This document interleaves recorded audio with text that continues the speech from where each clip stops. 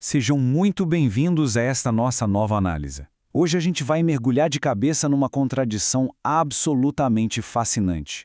Algo que já custou bilhões de dólares e destruiu carreiras inteiras ao redor do mundo. Nós vamos entender o real motivo pelo qual indivíduos altamente inteligentes tomam decisões completamente desastrosas. E olha só, não se trata de uma simples falta de conhecimento técnico, não. É uma falha mental estrutural, um verdadeiro erro de fábrica no sistema operacional do cérebro humano. O nosso roteiro para entender isso é bem direto ao ponto. A gente vai passar por a grande ilusão cognitiva, o grande duelo entre o sistema 1 e o sistema 2, as principais armadilhas da mente, o mito dos especialistas e, para fechar com chave de ouro, como a gente pode retomar o controle de tudo isso.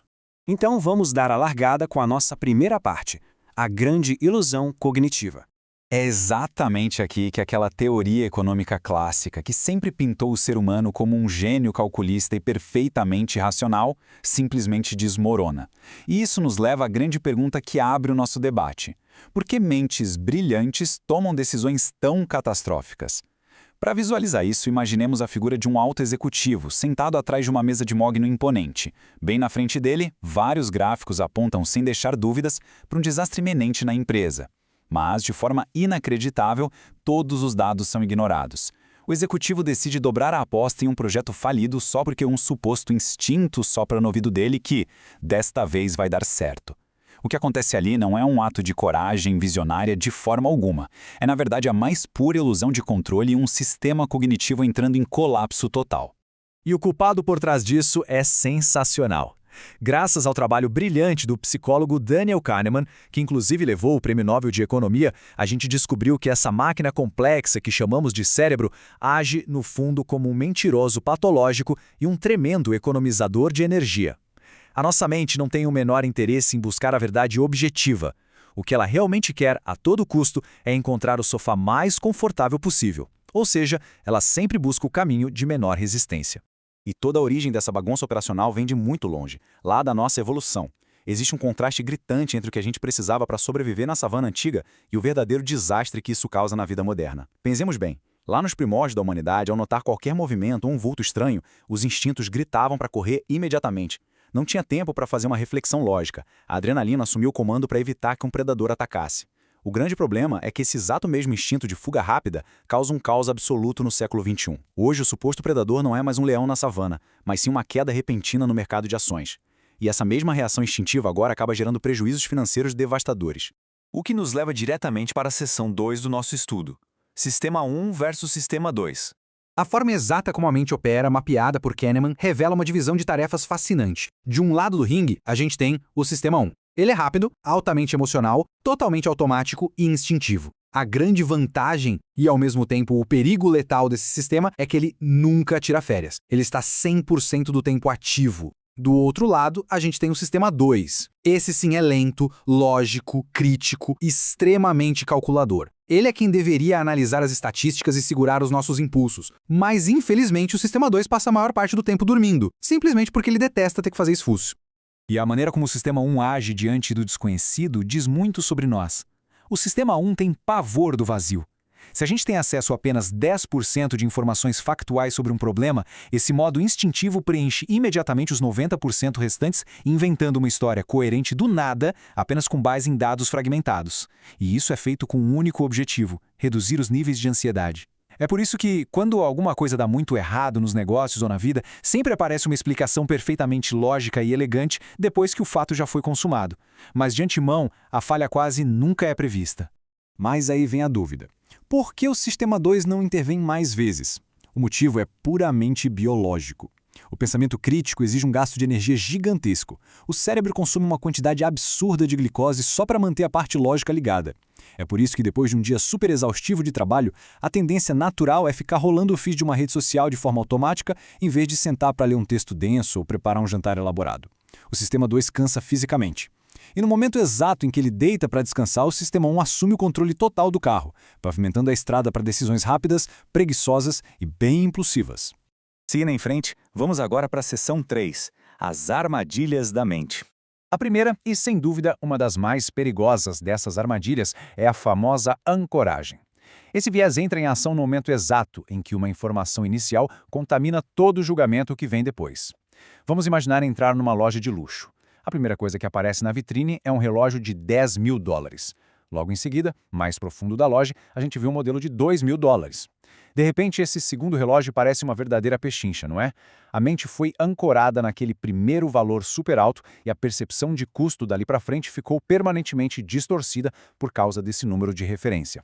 Outro atalho mental formidável que o Sistema 1 adora usar é o efeito halo. Isso acontece quando a gente permite que uma única característica de destaque de alguém contamine a percepção geral sobre essa pessoa. Se quem lidera uma grande empresa se mostra extremamente carismático em cima de um palco, o cérebro humano tem a mania de assumir na mesma hora que essa pessoa também é competente, visionária e eticamente impecável. E essa falsa segurança se mantém firme e forte até quando todos os números da operação mostram claramente que a empresa está indo direto para o buraco. Então, aqui está o pulo do gato que a gente precisa fixar. A confiança inabalável não tem absolutamente nenhuma relação com a precisão dos fatos. Kahneman nos alerta que as pessoas que demonstram mais certeza de suas próprias opiniões, seja falando de política ou da bolsa de valores, frequentemente são as que menos entendem a realidade da situação. Isso é a chamada ilusão de validade. Ficar acumulando montanhas de informações e histórias complexas não traz mais clareza. Muitas vezes só serve para tecer uma teia de ilusões ainda mais densa, alimentando uma falsa sensação de estar no controle, sem trazer nenhuma exatidão real. E aí a gente chega no núcleo matemático de toda essa questão humana, a teoria da perspectiva. A pesquisa comprovou matematicamente algo que chega a assustar. O peso psicológico e a dor de perder alguma coisa são exatamente 2 vezes mais intensos do que a alegria gerada por ganhar algo de mesmo valor. Essa descoberta provou de vez que a mente humana tem uma programação nativa para a aversão à perda, e isso dita uma grande parte dos comportamentos absurdos no mundo dos negócios. Na prática do dia a dia, sabe o que essa aversão gigantesca à perda causa? Ela empurra investidores comuns para atitudes completamente autodestrutivas. Como, por exemplo, segurar com unhas e dentes ações que estão despencando ladeira abaixo. O comportamento clássico é ver um ativo derreter 50% do seu valor e se recusar terminantemente a vender só para não ter que oficializar aquele prejuízo. A única esperança que sobra passa a ser recuperar o valor original, tudo para evitar a dor agonizante de se arrepender daquela compra. É uma sabotagem emocional deliberada e ela esmaga qualquer vestígio de análise racional. É literalmente o orgulho batendo de frente e vencendo a matemática financeira. E toda essa falta de lógica nos joga direto para a seção 4, o mito dos especialistas. O que as pesquisas científicas descobriram ao observar de perto o comportamento de profissionais que são considerados grandes autoridades no mercado é, francamente, de tirar o sono. A consistência desses grandes especialistas é alarmantemente medíocre. Colocados diante de conjuntos de dados exatamente iguais, mas avaliados em dias diferentes, os mestres do mercado simplesmente mudam de opinião e se contradizem. E o pior, as previsões deles são, na grande maioria das vezes, piores do que o resultado de fórmulas estatísticas super simples. É que eles acabam sendo influenciados por coisas que não têm a menor importância técnica, tipo o clima do dia, a disposição que acordaram ou uma manchete sensacionalista que acabaram de ler. O sinal técnico real acaba soterrado por ruído puro. Mas aí a gente se pergunta, se a chance de erro é tão alta assim, por que a figura do especialista de terno e gravata ainda passa tanta segurança? A resposta se resume numa sigla criada pelo próprio Kahneman, YSIAT. Traduzindo para o nosso português, significa o que se vê é tudo o que existe. O nosso cérebro odeia de morte a incerteza estatística. Diante da dúvida cruel, a mente prefere 1000 vezes abraçar uma mentira bem contada por um especialista super confiante do que ter que encarar a verdade fria e dura ditada pelos números. A gente constrói toda a nossa percepção da realidade baseada única e exclusivamente nas poucas informações imediatas que estão boiando na superfície. E é exatamente desse comportamento que nasce o temido viés de sobrevivência.